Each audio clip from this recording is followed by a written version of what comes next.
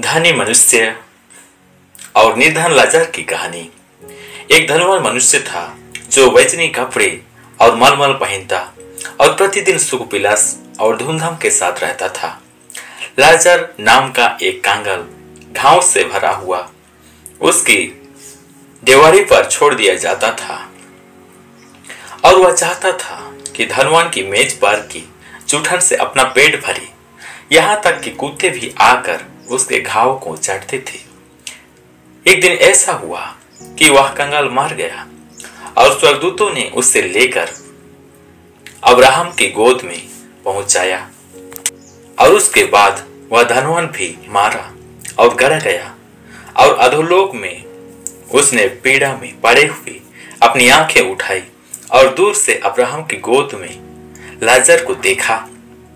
तब उसने पुकार कर कहा, हे पिता अब्राहम, मुझ पर दया करके लाजर को भेज दे ताकि वह अपनी उंगली का सिरा पानी में भिगोकर मेरी जीभ को ठंडी करे, क्योंकि मैं इस ज्वाला में तड़प रहा हूं। परंतु अब्राहम ने कहा, हे पुत्र, स्मरण कर कि तू अपने जीवन में अच्छी वस्तुएं ले चुका है और वैसे ही लाजर बुरी वस्तुएं, परंतु अब वह यहाँ शांति पा रहा है और तू तड़प रहा है। इन सब बातों को छोड़, हमारे और तुम्हारे बीच एक भारी गड्ढा ठहराया गया है कि जो यहाँ से उस पर तुम्हारे पास जाना चाहे वे ना जा सके और ना कोई वहां से इस पर हमारे पास आ सके। तब धनी मनुष्य ने कहा, तो हे पिता, मैं तुझसे विनती करता हूं कि तू उससे मेरे पिता के घर भेज, क्योंकि मेरे 5 भाई हैं। वह उनके सामने इन बातों की गवाही दे, ऐसा ना हो कि वे भी इस पीड़ा की जगह में आए।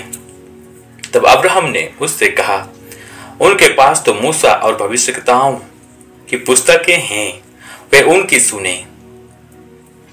तब धनी मनुष्य ने कहा, नहीं हे पिता अब्राहम, पर यदि कोई मरे हुओं में से उनके पास जाए तो वे मान फिर आएंगे। तब अब्राहम ने उससे कहा, जब वे मूसा और भविष्यवक्ताओं की नहीं सुनते तो यदि मरे हुओं में से कोई जी भी उठे तो भी उसकी नहीं मानेंगे।